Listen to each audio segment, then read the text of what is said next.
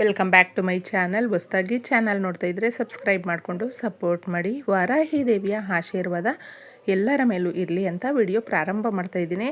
ಭಾನುವಾರಕ್ಕೆ ತುಂಬಾ ವಿಶೇಷತೆ ಇದೆ. ಯಾಕೆ ಅಂದರೆ ಭಾನುವಾರ ಸೂರ್ಯ ಭಗವಾನನನ್ನು ಪ್ರತ್ಯಕ್ಷವಾಗಿ ನಮಗೆ ಕಾಣಿಸುವಂಥ ಭಗವಂತನಿಗೆ ವಿಶೇಷವಾದ ಈ ದಿನವನ್ನು ನಾವು ಪೂಜೆ ಮಾಡುವಂಥದ್ದು, ಅರ್ಘ್ಯ ಬಿಡುವಂಥದ್ದು. ಯಾಕಂದರೆ ಸೂರ್ಯ ಭಗವಾನನಿಗೆ ಪ್ರತ್ಯಕ್ಷವಾಗಿ ಪೂಜೆಗಳನ್ನು ಮಾಡ್ತಾ ಇರಬೇಕು ಅನ್ನೋದು ಏನೂ ಇಲ್ಲ. ಆದರೆ ಪ್ರತಿನಿತ್ಯ ನಮಗೆ ಕಾಣಿಸುವಂಥ ಭಗವಂತನಿಗೆ ನಮಸ್ಕಾರವನ್ನು ನಾವು ಮಾಡ್ತಾ ಇದ್ದಾಗ ನಮ್ಮ ಆರೋಗ್ಯ ತುಂಬಾ ಸುಧಾರಿಸುತ್ತೆ, ಆರೋಗ್ಯವಂತರಾಗಿರ್ತೀವಿ. ಹಾಗೆ ಪ್ರಭುತ್ವದ ಕೆಲಸಗಳು ನಮಗೆ ಯಾವುದೇ ರೀತಿಯಲ್ಲಿ ಇದ್ದರೂ, ಬರೀ ಪ್ರಭುತ್ವದ ಕೆಲಸಗಳು ಅಂತಲ್ಲ ಸ್ನೇಹಿತರೆ, ನಮ್ಮ ಜೀವನದಲ್ಲಿ ಸಾಕಷ್ಟು ಜನಕ್ಕೆ ಒಂದು ಭಯ ಅನ್ನೋದು ಇರುತ್ತೆ. ಎಲ್ಲಾದರೂ ಹೋದರೆ ಏನಾದರೂ ಮಾತಾಡೋದಕ್ಕೆ ಅಥವಾ ಜೀವನವನ್ನು ಯಾವ ರೀತಿ ನಾವು ತಗೊಂಡು ಹೋಗೋದು ಅಂತಲೇ ಭಯ ಪಟ್ಬಿಡ್ತೀವಿ. ನಮ್ಮ ಲೈಫ್ ಇಷ್ಟೇನಾ ಅಂತ.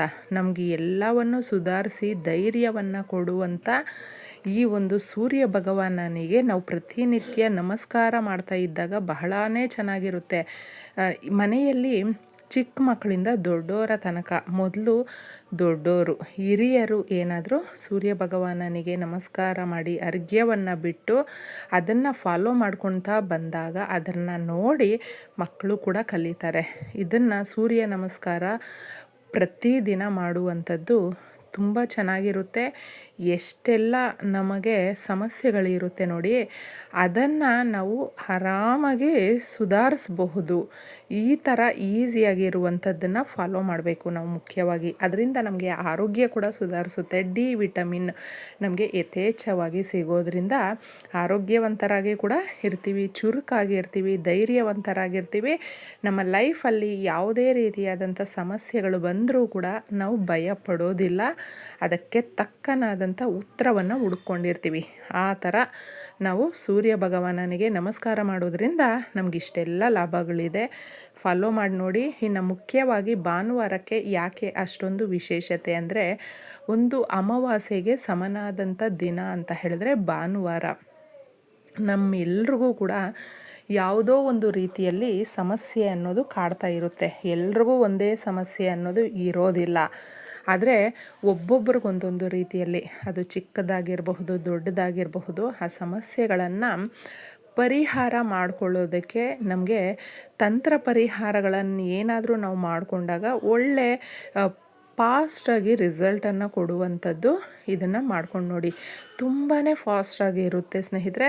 ಈ ಪರಿಹಾರಗಳು ಬಂದು ನಮ್ಮ ಮನಸ್ಥಿತಿಯನ್ನು, ನಮ್ಮ ಆರ್ಥಿಕ ಸಮಸ್ಯೆಗಳನ್ನು, ನಮ್ಮ ಆರೋಗ್ಯ ಪ್ರತಿಯೊಂದಕ್ಕೂ ಕೂಡ ಇದು ಒಳ್ಳೆಯ ಉತ್ತರ ಅಂತ ಹೇಳಬಹುದು. ಸಾಸಿವೆ ಅನ್ನುವಂಥದ್ದು ಎಷ್ಟು ಬೇಗ ತಂತ್ರ ಪರಿಹಾರಗಳಲ್ಲಿ ಯಾರಿಗೇನೇ ಮಾಡಿಸಿದ್ರು, ಬ್ಲ್ಯಾಕ್ ಮ್ಯಾಜಿಕ್ ಮಾಡಿದ್ರು ಅಥವಾ ಕಣ್ಣು ದೃಷ್ಟಿ ಬಿದ್ದಿದ್ರು, ನರದೃಷ್ಟಿ, ನಾವು ಸುಮಾರು ಜನ ಅಂದ್ಕೊಳ್ತೀವಿ ನರದೃಷ್ಟಿ ಅಂದರೆ ಏನಿದೆ ಬಿಡಿ ಅಂತ.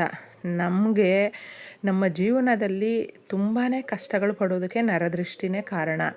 90% ನಾವು ಇದರಿಂದನೇ ಜಾಸ್ತಿ ನೋವು ಪಡ್ತಾ ಇರ್ತೀವಿ. ಆರ್ಥಿಕವಾಗಿಯೂ ಕೂಡ ಇದರಿಂದನೇ ಜಾಸ್ತಿ ಎಫೆಕ್ಟ್. ಅದಕ್ಕೋಸ್ಕರ ಹಣಕಾಸಿನ ಸುಧಾರಣೆ ಕೂಡ ಕಾಣಬೇಕು. ಮನೆಯಲ್ಲಿ ಮುಖ್ಯವಾಗಿ ಸ್ನೇಹಿತರೆ ಯಾವಾಗಲೂ ಅಷ್ಟೇ ಏನೋ ಒಬ್ಬರಾದರೂ ಇದ್ದೇ ಇರ್ತಾರೆ. ಅಂದರೆ ಜಗಳ ಮಾಡೋದು, ಕಿರಿಕಿರಿ ಮಾಡೋದು, ಕಷ್ಟ ತುಂಬ ಕೊಡ್ತಾ ಇರ್ತಾರೆ ಮನೆಯಲ್ಲೂ ಕೂಡ. ಇದನ್ನು ಹೇಳೋದಕ್ಕಾಗೋದಿಲ್ಲ ಹೊರಗಡೆ. ನಾವು ಮೇಲ್ನೋಟಕ್ಕೆ ಚೆನ್ನಾಗಿ ಇರೋ ಥರನೇ ಇರಬೇಕು ಅಷ್ಟೇ ಅನ್ನೋ ಥರ ಎಷ್ಟೋ ಹೆಣ್ಮಕ್ಳು ಕೂಡ ಇದ್ದುಬಿಟ್ಟಿರ್ತಾರೆ. ಅದು ಹೆಣ್ಮಕ್ಳೇ ಆಗಿರಬಹುದು, ಗಂಡು ಮಕ್ಕಳೇ ಆಗಿರಬಹುದು.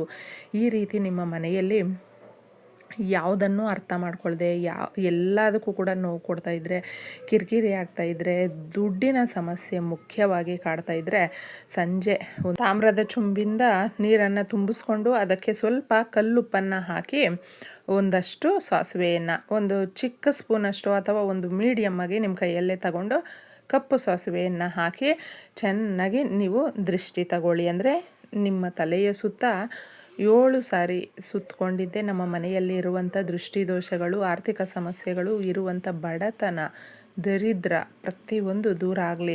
ಯಾಕಂದರೆ ಜ್ಯೇಷ್ಠಾದೇವಿ ಇದ್ದರೆ ಮನೆಯಲ್ಲಿ ನಾವು ನೀಟಾಗಿ ಇಟ್ಕೊಳ್ದೆ ಚಪ್ಪಲಿಗಳನ್ನು ಮಂಚದ ಕೆಳಗಡೆ ಇಟ್ಕೊಂಡು ಈ ಥರ ಎಲ್ಲ ಪೊರಕೆಗಳನ್ನು ಹೆಂಗಂದ್ರೆ ಹಂಗೆ ಬಿಸಾಕಿ ಮಾಡ್ತಾಯಿದ್ರೆ ಜ್ಯೇಷ್ಠಾದೇವಿ ಮನೆಯಲ್ಲಿ ನೆಲೆಸಿರ್ತಾಳೆ. ಅದನ್ನು ಕ್ಲೀನಾಗಿ ತೆಗೆದು ನೀವು ಮಾಡ್ಕೊಂಡು ನೋಡಿ. ದೃಷ್ಟಿ ತೆಗೀರಿ, ಹೋಗಿ ಚರಂಡಿಗೆ ಎಸೆದು ಬಿಟ್ಟು ಬನ್ನಿ. ಇನ್ನು ಮುಖ್ಯವಾಗಿ ಇನ್ನೊಂದು ಪರಿಹಾರ, ರಾತ್ರಿ ಇದಕ್ಕೆ ಯಾವುದೇ ರೀತಿಯಾದಂಥ ನಿಯಮ ಇಲ್ಲ.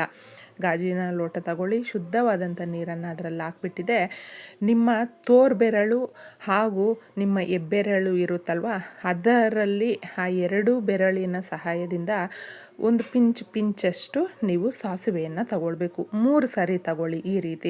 ಈ ಥರ ತಗೊಂಡಿದ್ದೆ ಆ ನೀರೆಲ್ಲ ಹಾಕಿಬಿಟ್ಟು, ಯಾರಿಗೆ ಈ ಥರ ಕಷ್ಟ ಬರ್ತಾ ಇರುತ್ತೆ ನೋಡಿ, ಆ ಥರ ಮಂಚದ ಕೆಳಗಡೆ ನೀವು ಇದನ್ನು ಇಟ್ಕೊಳ್ಬೇಕು ಇವತ್ತು ರಾತ್ರಿ. ಭಾನುವಾರ, ಅದಕ್ಕೆ ತಂತ್ರ ಪರಿಹಾರಗಳನ್ನು ಮಾಡ್ಕೊಳ್ಳೋದಕ್ಕೆ ತುಂಬ ಸುಲಭವಾಗಿರುವಂಥ, ಶಕ್ತಿ ಹೊಂದಿರುವಂಥ ದಿನ ಇದಾಗಿದೆ. ಈ ದಿನ ಮಿಸ್ ಮಾಡ್ಕೊಳ್ಳೋದಕ್ಕೆ ಹೋಗಬೇಡಿ. ಈ ಥರ ಇಟ್ಬಿಟ್ಟು ನೀವು ಕೇಳ್ಕೊಳ್ಬೇಕು, ನಮ್ಮ ಮನೆಯಲ್ಲಿ ಯಾವುದೇ ರೂಪದಲ್ಲಿ ಕಷ್ಟಗಳಿದ್ರೂ ಕೂಡ ಅವುಗಳನ್ನು ನಿವಾರಣೆ ಮಾಡುವಂಥ ಶಕ್ತಿ ಕೊಡು ತಾಯಿ. ನೀನು ದಾರಿ ತೋರಿಸು, 4 ಕಡೆಯಿಂದ ನಮಗೆ ಹಣ ಬರುವಂತೆ ಮಾಡು, ಧನಾಕರ್ಷಣೆ ಆಗುವಂತೆ ಮಾಡು, ನಮ್ಮ ಜೀವನ ಸುಧಾರಿಸುವಂತೆ ಮಾಡು ತಾಯಿ ಅಂತಂದ್ಬಿಟ್ಟು ನೀವು ನಿಮ್ಮ ಇಷ್ಟ ದೇವರನ್ನು ಕೇಳ್ಕೊಳ್ಳಿ. ಎಷ್ಟು ಶಕ್ತಿ ಇದೆ ಅಂತ ಹೇಳಿದ್ರೆ ನೀವು ಮಾಡ್ಕೊಳ್ಬಹುದು. ಈ ಥರ ಮಾಡಿದ್ದೆ. ಆಮೇಲೆ ಮಾರನೇ ದಿನ ಅದನ್ನು ತಗೊಂಡೋಗಿ ಚರಂಡಿಗೆ ಹಾಕಿಬಿಡಿ. ಏಲಕ್ಕಿಗಳನ್ನು 5 ಕೈಯಲ್ಲಿಟ್ಕೊಂಡು ನಿಮ್ಮ ತಲೆದಿಂಬಿನ ಕೆಳಗಡೆ ಅದನ್ನು ಫೋಲ್ಡ್ ಮಾಡಿ ಒಂದು ಕವರಲ್ಲಿ ಹಾಕಿ ರಾತ್ರಿ ಇಟ್ಟು ಮಲ್ಕೊಳ್ಳಿ.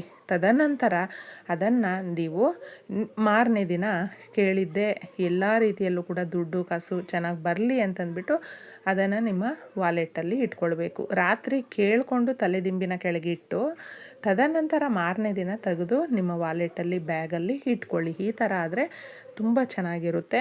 ಇನ್ನು ಮುಖ್ಯವಾಗಿ ರಾತ್ರಿ ನೀವು ಯಾವುದೇ ರೀತಿಯಾದಂಥ, ಸಾಕಷ್ಟು ಜನ ನಾವು ನಾನ್ ವೆಜ್ ತಿಂದಿರ್ತೀವಿ, ಮಾಡಬಹುದಾ ಅಂತ ಕೇಳ್ತಾರೆ.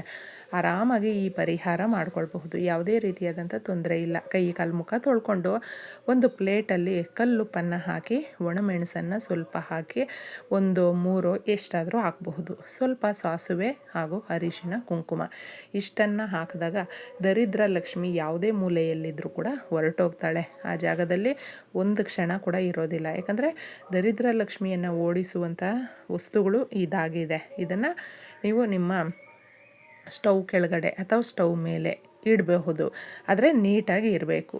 ಇನ್ನು ಮಾರನೇ ದಿನ ಅದನ್ನು ನೀವು ಬೆಳಗ್ಗೆ ಎದ್ದ ಕೂಡಲೇ ತೆಗೆದುಬಿಟ್ಟು ಎಲ್ಲಾದರೂ ದೂರದಲ್ಲಿ ಒಂದು ಕವರಲ್ಲಿ ಹಾಕ್ಕೊಂಡಿದ್ದೆ ತಗೊಂಡೋಗಿ ಹಾಕ್ಬಿಟ್ಟು ಬರಬೇಕು. ರಾತ್ರಿ ಪೂರ್ತಿ ಇದು ನಿಮ್ಮ ಮನೆಯಲ್ಲಿರುವಂಥ ನಕಾರಾತ್ಮಕ ಶಕ್ತಿಗಳನ್ನು ತೆಗೆದು ಅದು ಅಬ್ಸರ್ವ್ ಮಾಡಿ ಇಟ್ಕೊಂಡಿರುತ್ತೆ. ನೋಡಿ, ಸಾಸುವೆಯ ಪರಿಹಾರಗಳು ತಿಳಿಸಿದ್ದೀನಿ. ಭಾನುವಾರನೇ ಮಿಸ್ ಮಾಡ್ಕೊಳ್ಳೋದಕ್ಕೆ ಹೋಗಬೇಡಿ. ಈ ಪರಿಹಾರಗಳನ್ನೆಲ್ಲವೂ ಕೂಡ ನೀವು ಭಾನುವಾರ ನಾವು ನಾನ್ ವೆಜ್ ತಿಂದಿರ್ತೀವಿ, ಮಾಡಬಹುದಾ ಅನ್ನುವಂಥ ಡೌಟ್ ಇರುತ್ತೆ. ಆರಾಮಾಗಿ ಮಾಡ್ಕೊಳ್ಬಹುದು, ಯಾವುದೇ ರೀತಿಯಾದಂಥ ತೊಂದರೆ ಇಲ್ಲ. ಆದರೆ ಮುಖ್ಯವಾಗಿ ಬೇಕಾಗಿರುವಂಥದ್ದು ನಂಬಿಕೆ ಯಾರಿಗಿರುತ್ತೋ ಅವರು ಆರಾಮಾಗಿ ಮಾಡ್ಕೊಳ್ಳಿ. ಎಲ್ರಿಗೂ ಒಳ್ಳೆಯದಾಗಲಿ. ಧನ್ಯವಾದಗಳು.